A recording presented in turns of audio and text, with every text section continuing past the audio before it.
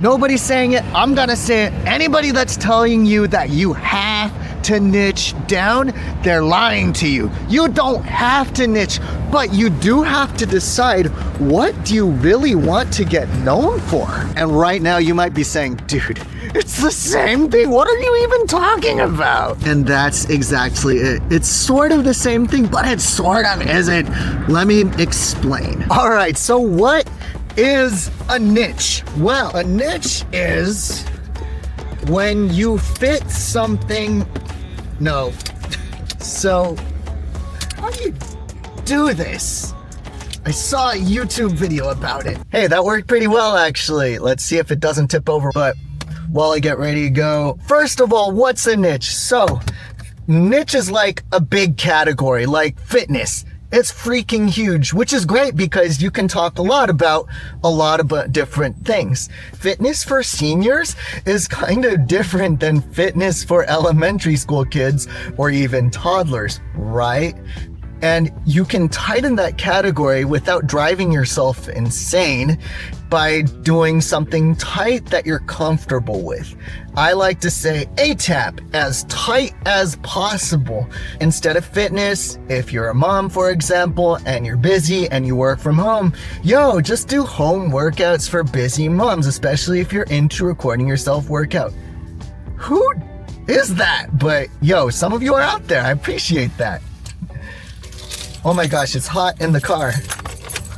Why is that so important? Well, you want to be known for something, right? If you want a channel to grow, and especially if you're trying to grow a business on the back of that channel, which is primarily what my channel's about, then it really helps if you are known for 1, 2, or 3 things. You got to tighten it up a bit.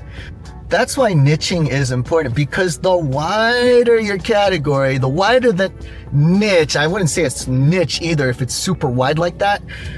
It's going to be harder and harder to get known. It's a lot easier to be the queen of home workouts for busy moms. You could niche that down a little tighter if you felt comfortable with it, or if this is your life. Home workouts for busy moms with the toddlers, right? Or with teenagers while you're sitting around at soccer practice or whatever it is, chauffeuring them around. Do you really have to do this to grow a channel? No!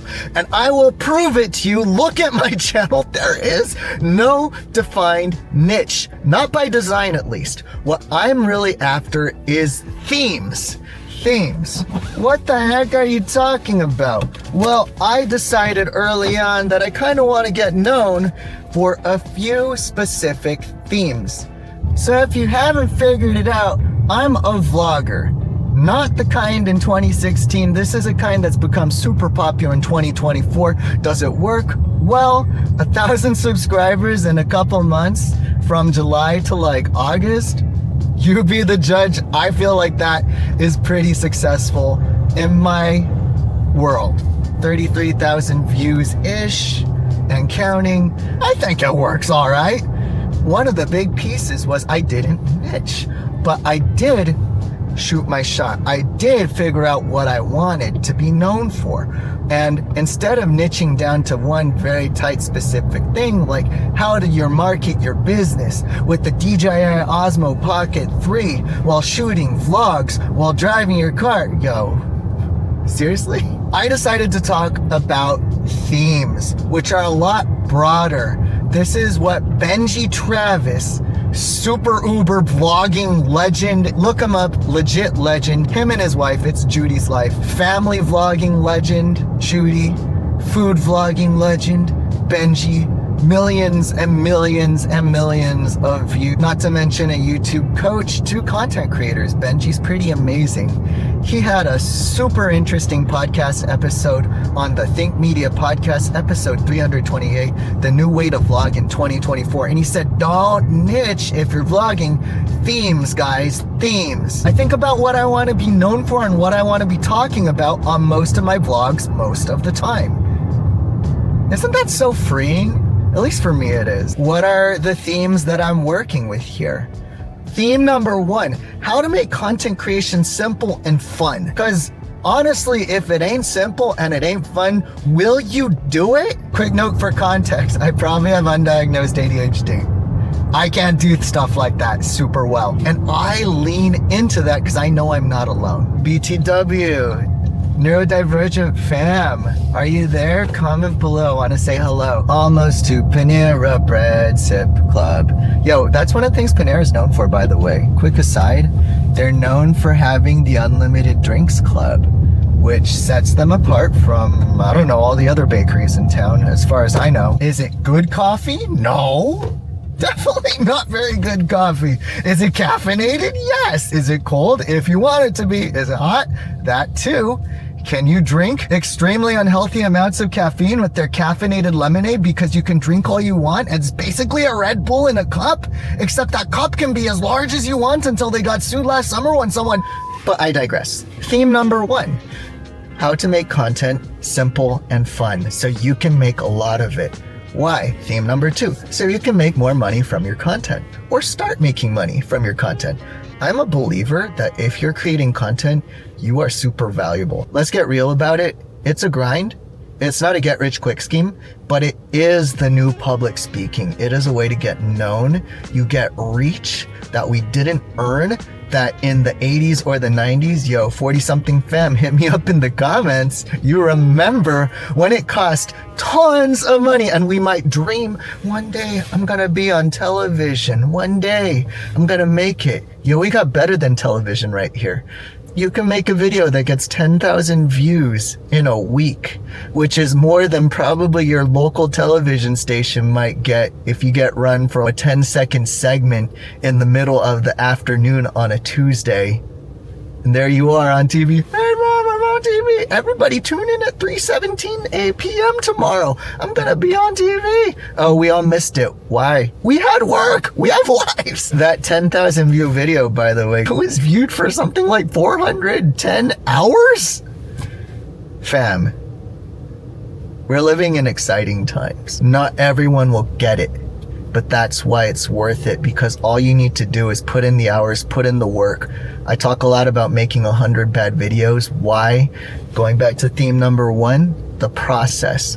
How to make content simple and fun again. Fall in love with the process. It's Atomic Habits, but for vlogging and content creation. That's basically me. I freaking love Atomic Habits. People told me to read that stupid book so many times ever since it came out. I put it off and I read it and I'm like, this is my jam, because you made habits fun and simple and feel doable. And I realized that's part of what I do.